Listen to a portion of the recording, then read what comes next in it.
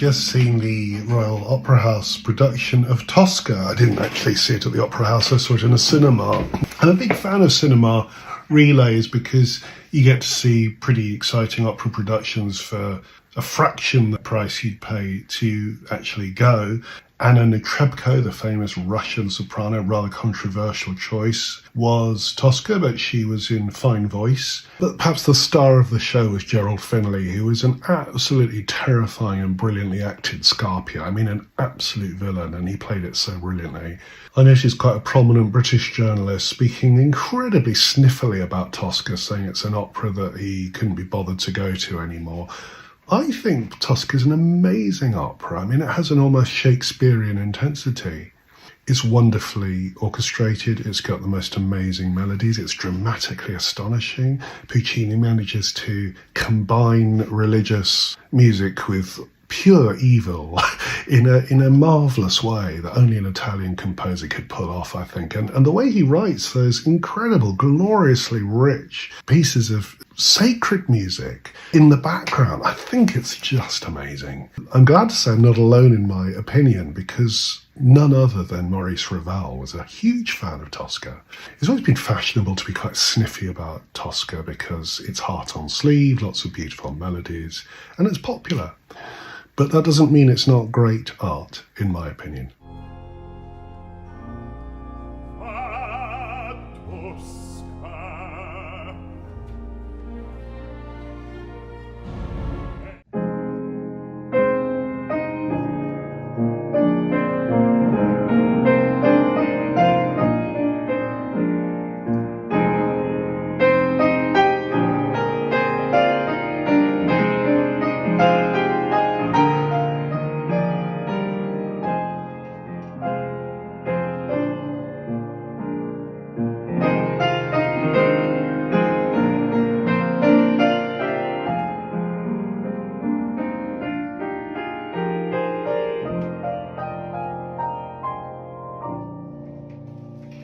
There's a little bit of the wonderful processional music from the end of Act 1 of Tosca, Puccini accompanying a procession of cardinals and all sorts of devout people coming into the chapel. Bells are bonging, organ playing, all kinds of wonders, and then Scarpio singing terrible, evil, monstrous things over the top. It's wildly thrilling conclusion to the act.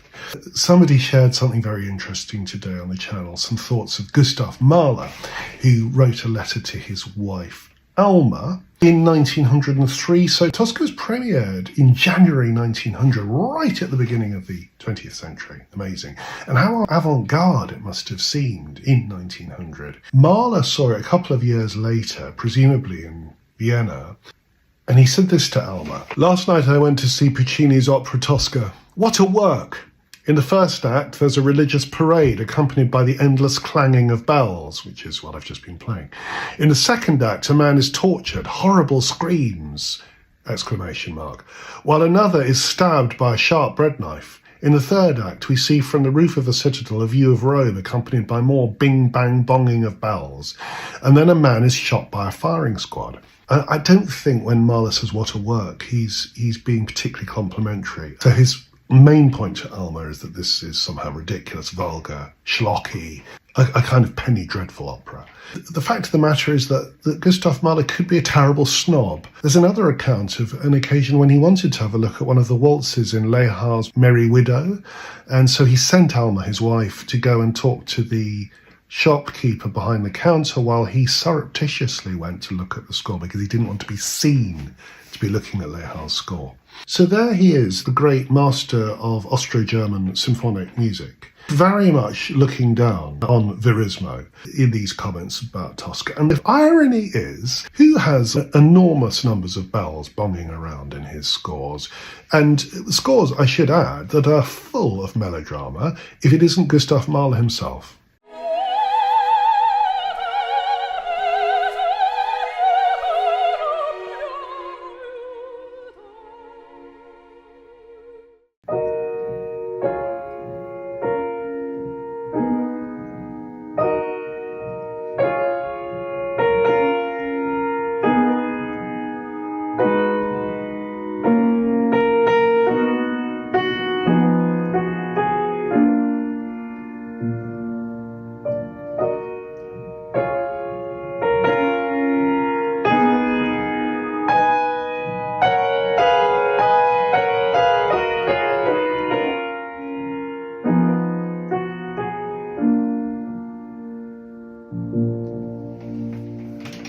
Tosca's amazing aria in Act 2 of Tosca. Isn't it amazing? When I'm playing it on the piano, you'll see that all it consists of is just a procession of first inversion chord, parallel first. I mean, what could be simpler?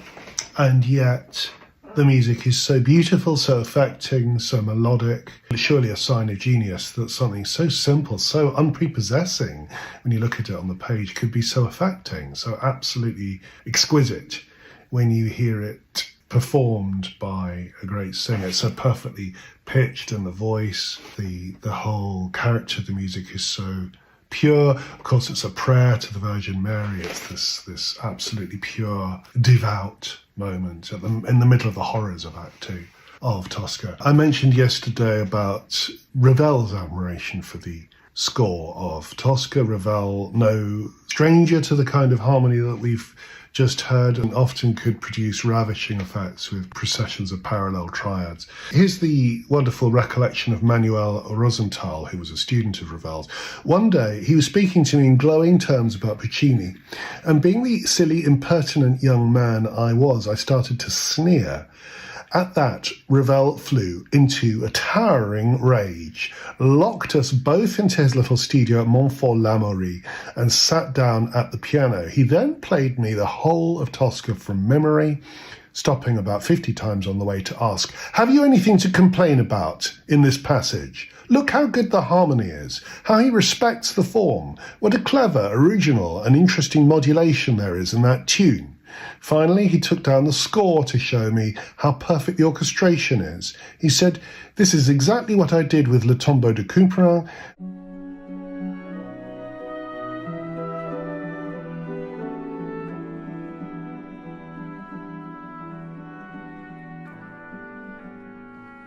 This economy of means by which two solo instruments in Puccini's orchestra produce such an impact, that is the mark of a great artist.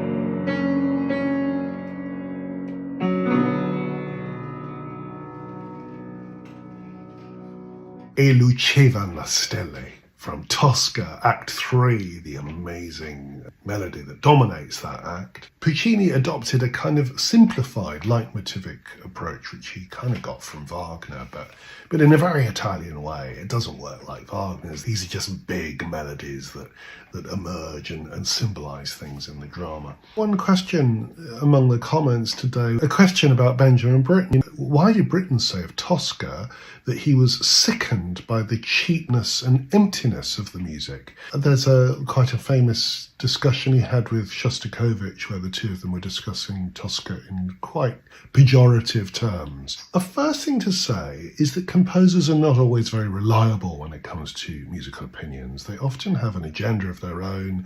They often carry a lot of ideology, a lot of musical preferences that have driven their own development as composers. To me, it's obvious, though, why would Britten have disliked Puccini so much? And I say this as somebody who loves Benjamin Britten's music. I think that Puccini essentially represented everything that Britten himself couldn't do. I wrote in my response to the comment, it's full-bodied, visceral, in-your-face, glorious, passionate opera with punch-in-the-guts drama and incredible melodies. Essentially, Puccini delivers on all those fronts, and it's incredibly popular, beloved by opera audiences, but not very popular with composers because it does all those things so amazingly well. And Britten, for all his great genius, wasn't very good at any of those things. And I'm not saying he wasn't capable of writing melodies, or he wasn't capable of having emotional content in his work, or drama, or any of these things. Of course he was. but not like Puccini. And I think he certainly wasn't going to applaud the work of a composer who could do all kinds of things that he couldn't do.